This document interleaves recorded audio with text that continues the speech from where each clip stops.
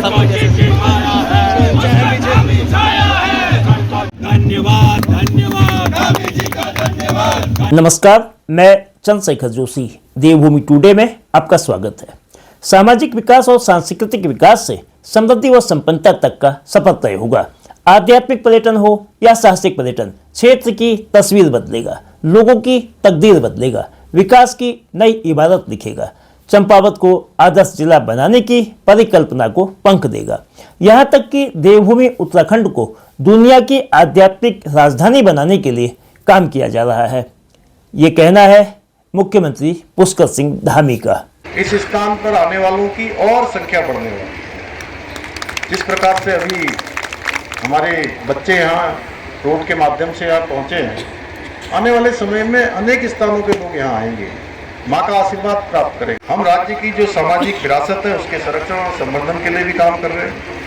हमारी सरकार उत्तराखंड को, देवभूमि उत्तराखंड को विश्व की आध्यात्मिक राजधानी के रूप में स्थापित करने के लिए संकल्पित होकर निरंतर कार्य कर रही है। सीएम धामी 13 जनवरी को अपने निर्वाचन क्षेत्र चंपावत के सीमांत इलाके रियासी वमन क्षेत्र के दौरे में थे। दौरा 3 घंटे से भी कम का था। दौरा बेशक छोटा था, मगर यह छोटा दौरा कई बड़े संदेश दे गया। 170 करोड़ रुपए से अधिक राशि के 20 लोकार्पण व शिलान्यास हुए। विकास को लेकर 7 बड़े ऐलान भी हुए।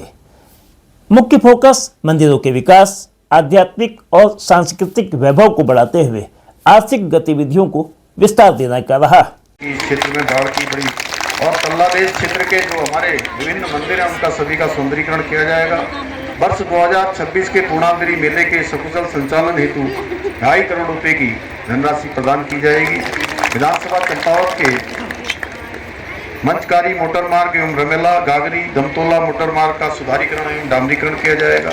जिला चिकित्सालय चंपावत के निर्माणाधीन क्रिटिकल यूनिट में अवशेष मरीज सुविधा तथा लिफ्ट आदि सुविधाओं का विस्तार किया जाएगा। ग्राम सभा नीड में आयुष्मान आरोग्य मंदिर एएनएम उपकेंद्र की स्थापना की जाएगी।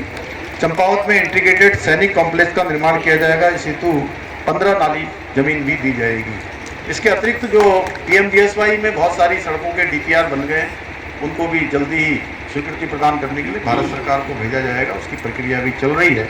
यह ठीक है कि जो कदम उठाए जा रहे हैं उससे रणकोची देवी से लेकर भारत भर में मशहूर मां पूर्णागिरि देवी धाम और अन्य धार्मिक क्षेत्रों का विकास होगा।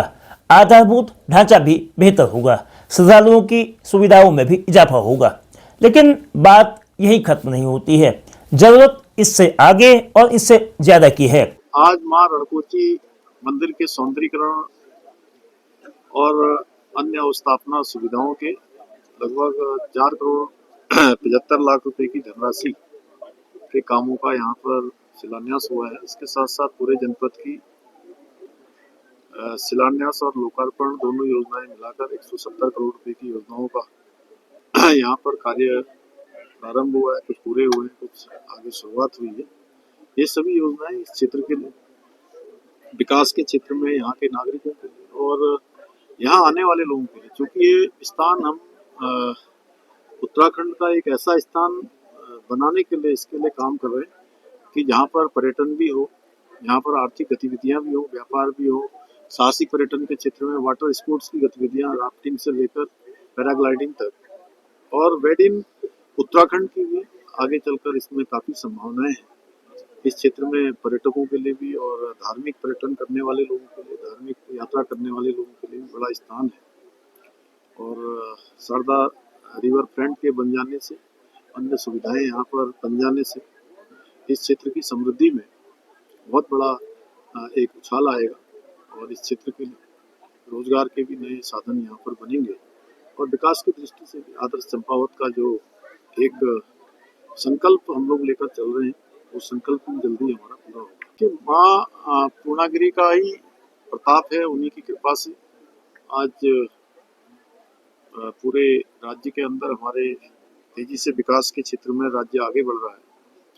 क्योंकि लाखों भक्त श्रद्धालु मैया के दर्शन के लिए आते हैं, वहाँ पर अच्छी व्यवस्थाएं होनी चाहिए उनको लेकर, और अवस्थापना सुविधाएं अच्छी होनी चाहिए, पार्किंग से लेकर, आवास से लेकर तमाम साफ सफाई व्यवस्था, प्रकाश व्यवस्था, पेयजल व्यवस्थाएं, पार्किंग की व्यवस्थाएं, इन सभी के लिए कुछ अतिरिक्त धनराशि के लिए कहा गया है, क्योंकि मेला अच्छा होना चाहिए। एक अतिरिक्त धनराशि की मैंने घोषणा की है, लगभग 2.5 करोड़ रुपए की।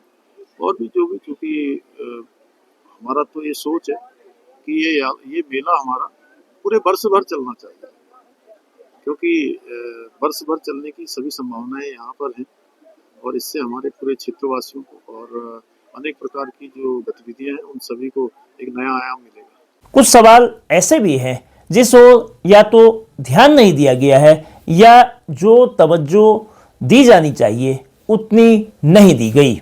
बात मंदिरों की ही हो रही है, तो इन दो मंदिरों की जरूरत सबसे ज़्यादा है, विद्या का मंदिर और आरोग्य मंदिर। पढ़ाई के लिए ठुलीगाड़ से लेकर रियासी भवन गांव तक के बच्चों के लिए 10वीं से आगे की पढ़ाई की कोई व्यवस्था नहीं है। स्कूलों की दूरी से पढ़ाई का फासला बढ़ रहा है। जब पढ़ने की व्यवस्था नहीं तो पढ़ेंगे कैसे, और पढ़ेंगे नहीं तो सीखेंगे कैसे, और कैसे आगे बढ़ेंगे। सेहत को लेकर सवाल शहर से लेकर गांव तक सब जगह उठते हैं, लेकिन इन सीमांत इलाकों की इलाज की व्यवस्था बेहद खराब है। कहना चाहिए कि इलाज का कोई इंतजाम है ही नहीं।